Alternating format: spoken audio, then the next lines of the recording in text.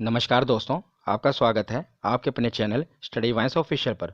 तो आज का हमारा टॉपिक है आधुनिक भारत के प्रमुख आंदोलन और घटनाएं। मतलब कि 1885 से लेकर 1951 के बीच में जितने भी भारतीय राष्ट्रीय प्रमुख आंदोलन हुए हैं, घटनाएं हुई हैं, समझौते हुए हैं, सभी को मैंने एक ही वीडियो में कवर किया है। आजकल एग्जामिनर क्या कर रहा है, आधुनिक भारत के जितने भी आंदोलन हैं सभी को बहुत डीपली पूछ रहा है। इसलिए मैंने जितने भी आंदोलन हैं प्रमुख, होम रूल आंदोलन हो, लखनऊ पैक्ट हो, रोलेट एक्ट हो, खिलाफत आंदोलन हो, गोलमेज सम्मेलन हो, सभी को मैंने डीपली बहुत ही अच्छे तरीके से कवर किया है। तो ये वीडियो थोड़ी बड़ी जरूर बन सकती है, पर इतना ज़रूर है कि अगर आप वीडियो को देखते हैं तो आज आपको सीखने को बहुत कुछ मिलेगा और आपका इस टॉपिक से एक नंबर जरूर पक्का हो जाएगा। तो इसलिए बिना देरी किए हुए इस वीडियो को चलिए शुरू करते हैं। तो शुरुआत करते हैं 1885 की प्रमुख घटना से। तो 1885 में भारतीय राष्ट्रीय कांग्रेस की स्थापना हुई थी और भारतीय राष्ट्रीय कांग्रेस पर मैंने एक स्पेशल वीडियो बना रखी है।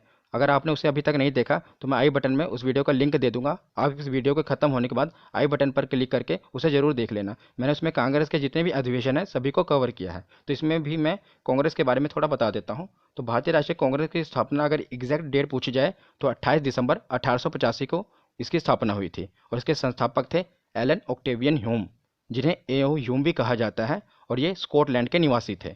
और स्थान पूछ लिया जाए तो बम्बई के गोकुल दास तेजपाल संस्कृत विद्यालय में भारतीय राष्ट्रीय कांग्रेस की स्थापना हुई थी और उस समय वायसराय थे लॉर्ड डफरिन। और दादा भाई नौरोजी ने ही इसका नामकरण भारतीय राष्ट्रीय कांग्रेस किया था, क्योंकि जब ये पार्टी बनी थी तो उस समय इसका नाम था भारतीय राष्ट्रीय संघ और बाद में दादा भाई नौरोजी ने इसका नाम बदलकर भारतीय राष्ट्रीय कांग्रेस कर दिया। इतना कुछ आपको कांग्रेस के बारे में पता होना चाहिए और डिटेल में जानना है तो आप उस वीडियो को जरूर देखिएगा। तो 1885 के बाद 1916 का सबसे महत्वपूर्ण आंदोलन है होम रूल आंदोलन। काफ़ी इंपॉर्टेंट है और कई बार पूछा गया है। तो आखिर ये है क्या, पहले इसके बारे में जान लीजिए। तो प्रथम विश्व युद्ध के दौरान की यह घटना है।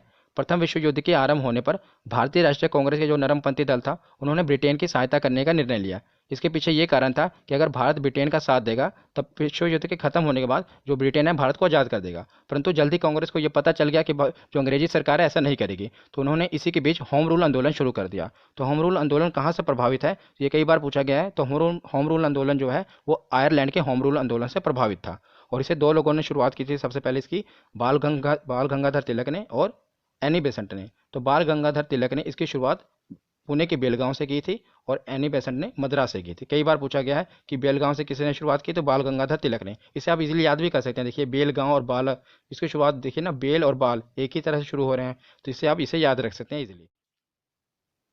तो होम रूल आंदोलन के बाद अब हम देखते हैं रोलेट एक्ट। तो ये है घटना है 19 मार्च 1919 की। तो 1919 में तीन प्रमुख घटनाएं हुई थी और तीनों काफ़ी इंपॉर्टेंट है, कई बार पूछी गई हैं। पहला है रोलेट एक्ट, दूसरा आगे हम पढ़ेंगे जलियांवाला बाग हत्याकांड, और तीसरा है खिलाफत आंदोलन। ये तीनों ही इंपॉर्टेंट है और हिस्ट्री बहुत ही मज़ेदार है। अगर आप इसे लिंक करके पढ़ेंगे तो आपको बहुत ही ईजी लगेगी। तो जैसा कि हमने देखा होम रूल आंदोलन के समय क्या हुआ था कि जो भारतीय थे इन्होंने ब्रिटेन का साथ दिया था कांग्रेस से, ये सोच के कि भारत को आज़ाद कर देंगी, और उसके परिणाम स्वरूप उन्होंने वो रोलेट एक्ट लेकर आ गए। तो रोलेट एक्ट क्या था, ये एक काला कानून था जिसके अंतर्गत किसी भी व्यक्ति को संदेह के आधार पर गिरफ्तार किया जा सकता था। मतलब अगर अंग्रेजी सरकार को किसी भी व्यक्ति पर शक हो जाता था तो वह उसे बिना अपील के और बिना दलील के उसे गिरफ्तार कर सकती थी। इसीलिए इसे बिना वकील, बिना अपील और बिना दलील का कानून कहा गया, किसे, रोलेट एक्ट को। और रोलेट एक्ट के तहत ही सैफुद्दीन किचलू और डॉक्टर सत्यपाल, ये दोनों पंजाब के लोकप्रिय नेता थे, इन्हें 10 अप्रैल 1919 को गिरफ्तार कर लिया गया। देखिए रोलेट एक्ट आया 19 मार्च 1919 को, और 10 अप्रैल 1919 को पंजाब के जो दो लोकप्रिय नेता थे सैफुद्दीन किचलू और डॉक्टर सत्यपाल, इन दोनों को ही इसके तहत गिरफ्तार कर लिया गया। तो गिरफ्तार कर किया गया 10 अप्रैल को। उसके 3 ही दिन बाद 13 अप्रैल 1919 को, 13 अप्रैल को वैसाखी मनाई जाती है। तो वैसाखी वाले दिन ही जलियांवाला बाग में का हत्याकांड हुआ था। तो इसमें क्या होता है, रोलेट एक्ट के विरोध में पंजाब के अमृतसर के जलियांवाला बाग में एक सभा बुलाई गई थी, क्योंकि जो पंजाब के नेता थे उन्हें गिरफ्तार किया गया था, इसलिए पंजाब में ये सभा बुलाई गई थी। और वहाँ पर शांतिपूर्ण विरोध चल रहा था कि हम अपने नेता को कैसे छुड़ाएं, और रोलेट एक्ट का विरोध कर रहे थे। पर जनरल डायर ने क्या किया, वहाँ पर उन पर अंधाधुंध गोलियां चलवा दी और काफ़ी लोग उस समय मारे गए थे। और इस घटना के विरोध में महात्मा गांधी जी ने केसरी हिंद की उपाधि और रविंद्रनाथ टैगोर ने सर की उपाधि लौटा दी थी। इन्हें अंग्रेजी सरकार के द्वारा केसरी हिंदी की तो उपाधि मिली थी महात्मा गांधी जी को, और सर की उपाधि मिली थी रविंद्रनाथ टैगोर जी को। दोनों ने इस उपाधि को इस घटना के बाद त्याग दिया और इसे लौटा दिया वापस अंग्रेजी सरकार को। आज भी आप देखते हैं मीडिया में, आपने खबर सुनी होगी, जब भारतीय सरकार से लोग असंतुष्ट होते हैं तो अपनी पद्म विभूषण की उपाधि, पद्मश्री की उपाधि लौटा देते हैं ना, आप सुनते हैं कि पुरस्कार लौटाए गए। तो उस समय भी महात्मा गांधी जी ने केसर हिंद की उपाधि उन्हें मिली थी और रविंद्रनाथ टैगोर को सर की उपाधि मिली थी। ये क्वेश्चन पूछा जाता है कि किस घटना के बाद उन्होंने ये उपाधि लौटा दी थी, तो जलियांवाला बाग हत्याकांड के बाद उन्होंने ये उपाधि लौटा दी थी। और इस घटना होने के बाद एक कमीशन बैठाया गया जिसे कहा कहा जाता है हंटर कमीशन। तो हंटर कमीशन नियुक्त किया गया था इस घटना की जांच के लिए कि आप देखिए किसकी गलती थी, पर कुछ हुआ नहीं इसमें। और सरकारी रिपोर्ट के अनुसार, इस रिपोर्ट के अनुसार कि उन्होंने बताया कि सिर्फ 379 व्यक्ति ही मारे गए हैं, परंतु कांग्रेस समिति के अनुसार बताया गया कि लगभग 1000 व्यक्ति इस घटना के दौरान मारे गए थे। पर जो उस रिपोर्ट आई थी उसमें बताया गया कि सिर्फ 379 व्यक्ति ही मारे गए हैं। और आपको यह भी याद रखना है कि जो जलियांवाला बाग हत्याकांड हुआ था इसमें एक भारतीय था जिसने जनरल डायर का सहयोग किया था, उसका नाम था हंसराज। तो हंसराज नामक भारतीय ने जनरल डायर का सहयोग किया था उस समय। ये क्वेश्चन अभी तक पूछा नहीं किया, पर जब एग्जामिनर को जो शिफ्ट को टफ बनाना होता है तो ऐसा क्वेश्चन वो पुट कर देता है। इसलिए आप इसे भी याद रखिएगा कि जलियांवाला बाग जो हत्याकांड हुआ था उसमें हंसराज नामक भारतीय ने जनरल डायर का सहयोग किया था उस समय। तो जलियांवाला बाग हत्याकांड के बाद अब हम देखते हैं खिलाफत आंदोलन। ये भी 1919 की ही घटना है। तो 3 घटना है आपको याद रखनी है 1919 में। पहला रोलेट एक्ट, दूसरा उसके विरोध में जलियांवाला बाग हत्याकांड हुआ, और तीसरा खिलाफत आंदोलन। तो खिलाफत आंदोलन क्या है ये भी मैं आपको बताता हूँ। तो खिलाफत आंदोलन तुर्की में खलीफा के पद के समर्थन में ब्रिटेन के खिलाफ आंदोलन था। तो आखिर खलीफा का पद क्या था जिसके समर्थन में भारतीय थे और ब्रिटेन इसके खिलाफ था? तो मैं आपको बताता हूँ, तुर्की में जो खलीफा का पद था ये मुसलमानों के लिए एक धार्मिक पद था। मतलब खलीफा का जो पद था इसे ये मुसलमानों के लिए एक धार्मिक पद था, जिसे ब्रिटेन सरकार क्या कर चाहती थी, उसे खत्म करना चाहती थी। इसलिए जो पूरी दुनिया के मुसलमान हैं इससे नाराज हो गए, और इसका जो असर भारतीय मुसलमानों पर भी देखने को मिला। भारतीय मुसलमान भी नाराज हो गए कि आप कैसे हमारे खलीफा का पद को मतलब खत्म कर सकते हैं। इसलिए ये आंदोलन हुआ जिसे खिलाफत आंदोलन कहा गया। और भारत में इस खिलाफत आंदोलन की शुरुआत किसने की? तो शौकत अली और मोहम्मद अली, इन दो भाइयों ने इसकी शुरुआत की थी खिलाफत आंदोलन की। इन्हें अली बंधु के नाम से भी जाना जाता है। कई बार ऐसा लिखा होता है कि खिलाफत आंदोलन की शुरुआत अली बंधु ने की, तो उनका नाम था शौकत अली और मोहम्मद अली, जिन्हें अली बंधु कहा जाता है। याद रखिएगा आप इसे। अब खिलाफत आंदोलन के बाद 1919 में खिलाफत आंदोलन हुआ और 1920 में असहयोग आंदोलन हो गया। 1 अगस्त 1920 को महात्मा गांधी जी के नेतृत्व में असहयोग आंदोलन शुरू किया गया। असहयोग आंदोलन क्यों शुरू किया गया? क्योंकि असहयोग आंदोलन इसलिए शुरू किया गया क्योंकि हंटर आयोग ने कोई फैसला नहीं लिया और खिलाफत आंदोलन से भी कोई बात नहीं बन रही थी। इसलिए 1920 को असहयोग आंदोलन शुरू कर दिया गया। और असहयोग आंदोलन का मतलब ही है कि अंग्रेजी सरकार का सहयोग ना करना। आप देख रहे हैं ना, इस असहयोग, असहयोग का मतलब क्या है कि अंग्रेजी जो सरकार थी उसका बिल्कुल सहयोग ना करना। और इसमें क्या हुआ कि अगर आप देखेंगे तो जो असहयोग आंदोलन चल रहा था उस समय जो सभी लोगों ने बहुत बढ़ चढ़कर ही भाग लिया। इस समय कई लोगों ने वकालत छोड़ दी, जो वकील थे उन्होंने वकालत छोड़ दी, जो अध्यापक थे उन्होंने पढ़ाना छोड़ दिया था, और जो भारतीय थे उन्होंने टैक्स देना भी बंद कर दिया था, ताकि किसी भी तरह जो अंग्रेजी हुकूमत है उस पर दबाव बनाया जाए। और लोगों ने बाद में जो है विदेशी कपड़े थे उसे भी जलाना शुरू कर दिया था। मतलब लोगों ने बहुत ही बढ़ चढ़कर उसमें समय भाग लिया था, और जो अंग्रेजी सरकार था उसका पूरा तरह से असहयोग आंदोलन उसके खिलाफ बहुत ही जोर तौर से चलाया था। पर इसका भी कोई बाद में परिणाम नहीं निकला था। और उस समय 1920 में यह आंदोलन चला था, और उसके 2 साल बाद चोरी चौरा कांड हो गया। बहुत ही प्रमुख घटना है इतिहास की, चोरी चौरा कांड। तो महात्मा गांधी जी के असहयोग आंदोलन के दौरान 4 फरवरी 1922 को कुछ लोगों की गुस्साई भीड़ ने क्या किया, गोरखपुर के एक थाना था चोरी चौरा, उसमें पुलिस थाने में आग लगा दी, जिसमें क्या हुआ 23 पुलिस वालों की मौत हो गई। क्या हुआ था कि उस समय असहयोग आंदोलन चल रहा था और लोग अपना विरोध जता रहे थे, तो उस समय पुलिस ने क्या किया, अंधाधुंध फायरिंग कर दी थी लोगों के ऊपर। तो जो भीड़ है वो गुस्सा में आ गई, तो उन्होंने क्या किया, जो भी थाना था उसमें आग लगा दी थी, और लोगों के जो पुलिस थे उसको भी उन्होंने आग में झोंक दिया था, और कई पुलिस वाले इसमें जख्मी हो गए थे। तो ये जो हिंसक घटना हो गई थी, इसके बाद गांधी जी ने क्या किया, असहयोग आंदोलन को बंद कर दिया, मतलब वहीं पर खत्म कर दिया। क्योंकि गांधी जी जो थे वो हिंसा के विरोध में थे ना, तो जो जो चोरी चोरा कांड हुआ था उसके बाद गांधी जी ने क्या किया, जो असहयोग आंदोलन चल रहा था उसे खत्म कर दिया। तो 1922 के बाद अब हम देखते हैं 1930 का सविनय अवज्ञा आंदोलन। इसके बीच में भी गांधी जी ने कई आंदोलन किए, पर मैंने उसको स्पेशल एक वीडियो में बता रखा है। गांधी जी से रिलेटेड जितने भी आंदोलन हैं सभी को मैंने उस वीडियो में बताया, छोटी सी वीडियो में है। मैं आई बटन में उसका भी लिंक दे दूंगा, आप उसे जरूर देख लेना। इसमें मैं बस ये प्रमुख प्रमुख आंदोलन को ही कवर कर रहा हूँ। तो उसके बाद देखते हैं सविनय अवज्ञा आंदोलन को। तो सविनय अवज्ञा आंदोलन की शुरुआत हुई थी, गांधी जी ने की थी 12 मार्च 1930 को, और इसकी शुरुआत की थी दांडी मार्च से। तो ये आखिर आंदोलन गांधी जी को करना क्यों पड़ा, सविनय अवज्ञा आंदोलन? इसका आंदोलन इसलिए करना पड़ा कि गांधी जी ने क्या किया, 31 जनवरी 1930 को कुल 11 मांगे रखी थी, जिसे कहा जाता है 11 सूत्रीय मांग। ये काफ़ी इंपॉर्टेंट है, 11 सूत्रीय मांग। 11 मांगे थी उसमें, मैं आगे बताऊंगा कि वो कौन कौन सी 11 मांगे थी। तो वायसराय उस समय थे लॉर्ड इरविन, उनके सम्मुख क्या क्या गांधी जी ने 11 कुल मांगे रखी थी, और लॉर्ड इरविन ने क्या किया, उसे अस्वीकार कर दिया, मतलब उसे नहीं माना। जिसके परिणाम स्वरूप गांधी जी ने सविनय अवज्ञा आंदोलन को शुरू कर दिया, और काफ़ी जोरों से इस आंदोलन को शुरू किया। तो सविनय अवज्ञा आंदोलन के दौरान ही गोल में सम्मेलन शुरू हो गया। 3 गोलमेज सम्मेलन हुए थे और काफ़ी इंपॉर्टेंट है, मोस्ट इंपॉर्टेंट। कई बार एग्जामिनर इनसे सवाल पूछता है और बहुत ही डीपली पूछता है, इसलिए मैंने बहुत ही अच्छे तरीके से इसे कवर किया है, ध्यान से सुनिएगा। तो 3 गोलमेज सम्मेलन हुए थे। पहला हुआ था 1930 को, दूसरा हुआ था 1931 को और तीसरा हुआ था 1932 को। तीनों लगातार हैं, इसलिए आपको याद करने में मुश्किल नहीं होगी। याद रखिएगा, सविनय अवज्ञा आंदोलन चल रहा था 1930 को, उसी दौरान गोलमेज सम्मेलन शुरू हो गया। तो आखिर ये गोलमेज सम्मेलन क्यों शुरू हुआ? तो सविनय अवज्ञा आंदोलन के खत्म करने के लिए अंग्रेजों ने सोचा कि क्यों ना महात्मा गांधी को लंदन बुलाया जाए और लंदन बुलाकर उन्हें कुछ प्रस्ताव दे उनके सामने रखे जाएं कि हम आपकी इतनी बातों को मान लेंगे और आप ये जो है सविनय अवज्ञा आंदोलन को खत्म कर दो। इसलिए लंदन में गोलमेज सम्मेलन को रखा गया। तो इसे आप जैसे नाम के देख रहे हैं, गोल मेज मतलब राउंड टेबल, तो इसे राउंड टेबल कॉन्फ्रेंस कहते हैं, क्योंकि उस समय ये राउंड टेबल पर ही सम्मेलन हुआ था। अब इसका भी एक मतलब होता है, जैसे कि आप ये देख रहे हैं रेक्टेंगुलर टेबल, यहाँ पर जो व्यक्ति बैठता है वो क्या होता है, वो हेड होता है। घर का जो आप डाइनिंग टेबल भी देखेंगे कि जहाँ पर सब बैठकर रोटी खाते हैं, वहाँ पर भी आप इस चेयर पर किसको बैठाते हैं? घर के जो मुखिया होते हैं, और बाकी फैमिली के मेंबर यहाँ पर बैठते हैं। पर जो राउंड टेबल होता है, इसमें सभी बराबर हैं, कोई मुखिया नहीं, कोई बड़ा नहीं, कोई छोटा नहीं। अगर राउंड टेबल में मीटिंग हो रही है मतलब सबके बराबर हैं। तो अंग्रेज बहुत चालाक थे, ये दिखाना चाहते थे कि हम भारतीयों को बराबर अधिकार दे रहे हैं, राउंड टेबल मीटिंग रख रहे हैं, मतलब कोई बड़ा नहीं है कोई छोटा नहीं है, इसलिए उन्होंने गोल में सम्मेलन रखा है। इसका भी अपना मतलब एक मकसद था उस समय उनका। तो आपको ये भी याद रखना है कि जो तीनों गोल में सम्मेलन हुए थे, एक ही जगह पर हुए थे। कहाँ पर? लंदन में हुए थे। और बाबा साहब भीमराव अंबेडकर जी ने तीनों गोलमेज सम्मेलन में भाग लिया था। और भी कई लोगों ने लिया था, पर हरदम एग्जाम में यही पूछा जाएगा और ऑप्शन में आपको बाबा साहब भीमराव अंबेडकर ही दिया होगा, इसलिए याद रखिएगा भीमराव अंबेडकर जी ने तीनों गोलमेज सम्मेलन में भाग लिया था।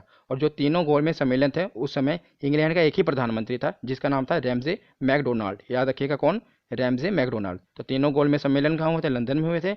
भीमराव अंबेडकर जी तीनों में भाग लिया था और उस समय प्रधानमंत्री थे रैमजे मैकडोनाल्ड। तो अब देखते हैं पहला गोलमेज सम्मेलन। तो पहला गोलमेज सम्मेलन हुआ था 12 नवंबर 1930 को। आपको बस 1930 याद रखना है, डेट आपको नहीं याद रखनी।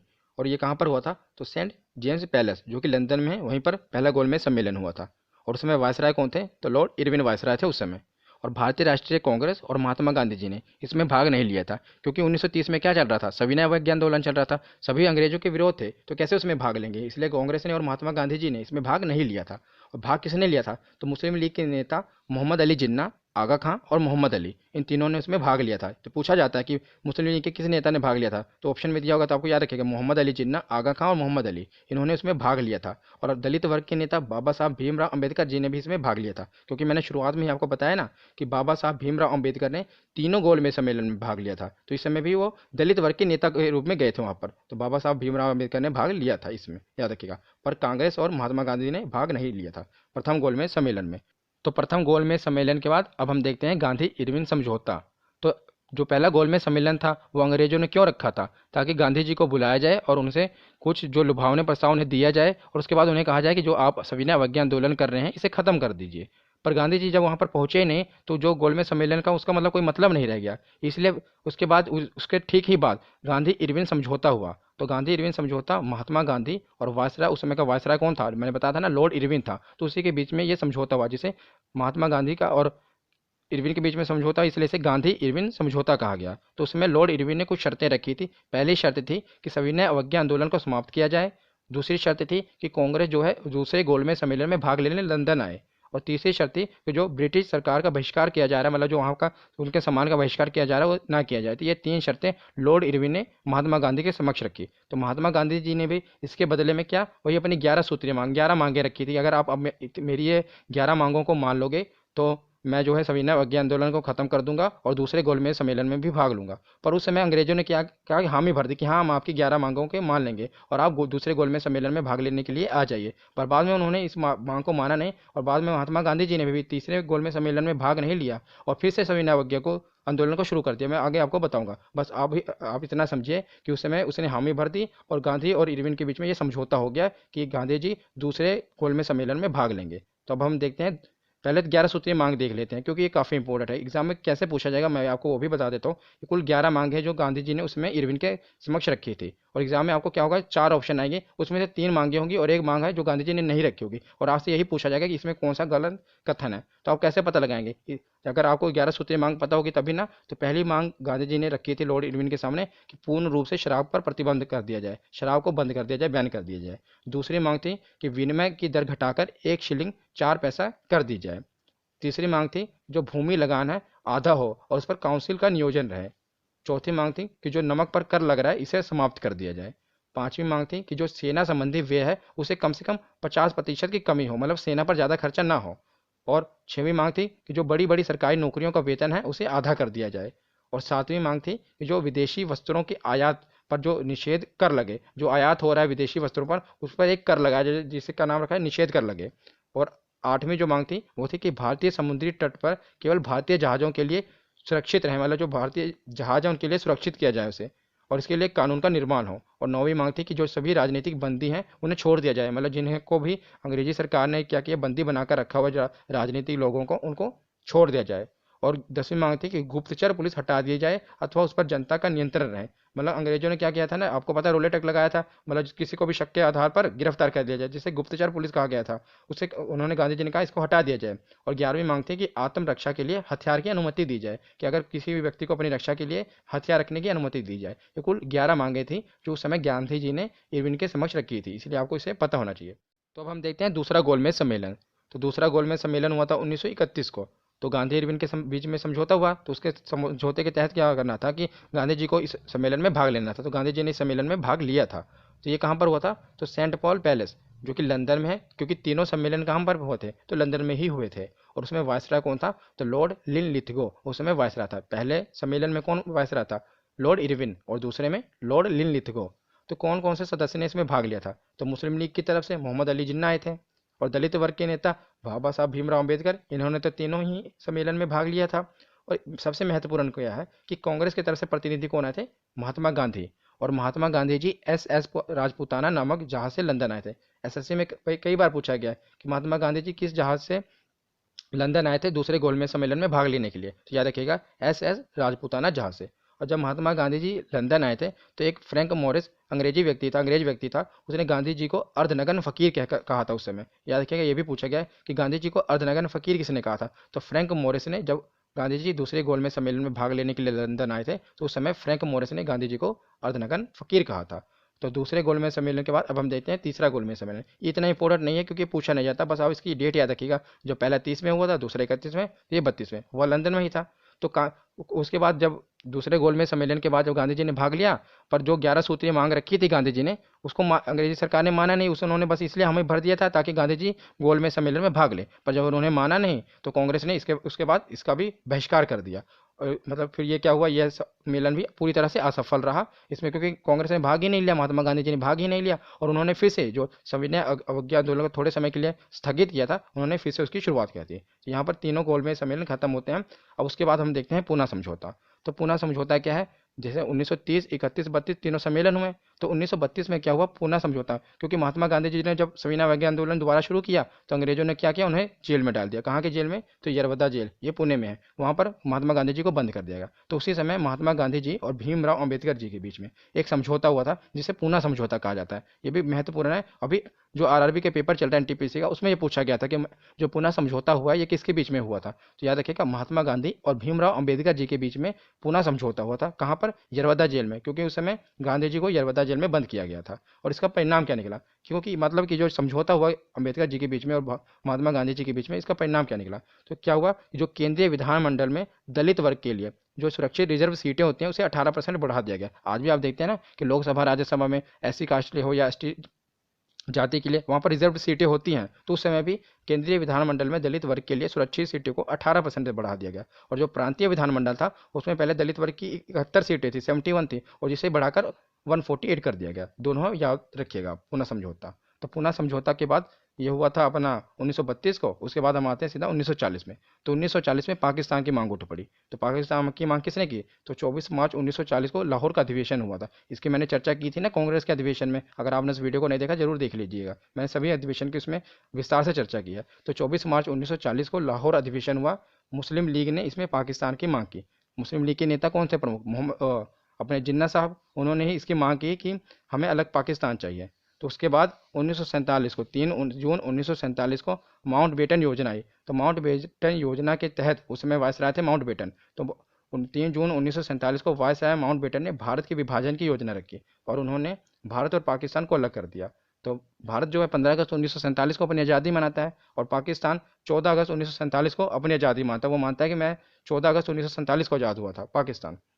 और जो भारत और पाकिस्तान के बीच में जो रेखा है, सीमा रेखा है, उसे रेड क्लिफ रेखा कहा जाता है। ये जो आप देख रहे हैं ना, इसे रेड क्लिफ रेखा रेखा कहा जाता है। तो उस समय 1947 को क्या हुआ था, ये आप देख रहे हैं, ये जो पाकिस्तान है इसे पश्चिमी पाकिस्तान, इधर वाले पाकिस्तान जो आज बांग्लादेश है, ये पाकिस्तान से ही आज़ाद हुआ है, इसे पूर्वी पाकिस्तान कहा गया। तो उस समय इसके जो रेड क्लिफ रेखा क्यों कहा जाता है, क्योंकि माउंटबेटन ने तो इसकी योजना रखी थी कि अलग कर दिया जाए, पर रेड क्लिफ को इसकी मतलब कार्यभार सौंप दिया कि आप पूरे भारत का जो है नक्शा, इसको भारत को पाकिस्तान से अलग कीजिए। तो वो बैठा, उसने नक्शा रखा। रेड क्लिफ कभी भी, आपको बात बता दूं कि रेड क्लिफ कभी भी भारत नहीं आया था, मतलब उसने ये नहीं देखा कि भारत में क्या है, कुछ नहीं, बस उसने नक्शा रखा और जो भी इस तरफ के थाने थे, मतलब सभी थानों को आपस में कनेक्ट कर दिया। अब आप देखते हैं ना, आपके इलाके का थाना होता है, उसमें उसने क्या किया, जो भी इधर के थाने थे सभी को आपस में खींच दिया, लाइन खींच दी, और इधर बैठा इधर भी लाइन में खींच दी, इधर भी थानों को मिला दिया और कहा कि ये पश्चिमी पाकिस्तान, पूर्वी पाकिस्तान हो गया और ये पश्चिमी पाकिस्तान हो गया। और आप देखते होंगे कि उसमें कई लोगों के खेत क्या हुआ, भारत में थे और घर पाकिस्तान में, इसी कारण क्योंकि उसने बैठा, उसने बस सीधे लाइन खींच दी कि भाई ये इतने जो थाने हैं सबको आपस में कनेक्ट कर दिया और कह दिया कि भाई ये पाकिस्तान बन गया। उसको ये नहीं पता था कि भाई थाने कहाँ है, किसी खेत कहाँ पर है, घर कहाँ पर है, कुछ नहीं, बस उन्हें ऐसे नक्शा रखा और भारत और पाकिस्तान का बंटवारा कर दिया। तो ये जो एक फैक्ट था मैं आपको बता रहा हूँ, अब बस आपको तो ये याद रखना है कि रेड क्लिफ लाइन कहा जाता है इसको, और माउंटबेटन योजना के तहत अलग किया गया था।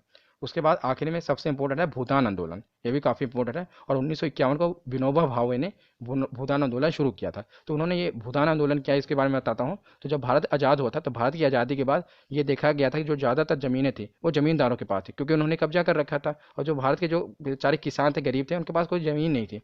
तो विनोबा भावे ने उनसे ज़मीनों को, जो जमींदार थे, उनसे जमीनों को दान देने को कहा कि आप दान दीजिए, और इसे भूदान आंदोलन कहा गया। तो लोगों ने दान दी भी, जो जमींदार थे उन्होंने जमीनों को दान दिया, और सबसे पहले रामचंद्र रेड्डी ने सबसे पहले भूमि दान की थी। इनका नाम याद रखिएगा, क्योंकि इन्होंने सबसे पहले दान की थी, इसलिए इसे भूदान आंदोलन कहा गया, क्योंकि जमींदारों ने अपनी भूमि का दान किया था। तो आज की ये वीडियो यहीं पर खत्म होती है। कैसी लगी आपको वीडियो, कमेंट पे जरूर बताना, और वीडियो को लाइक और शेयर जरूर करना। धन्यवाद।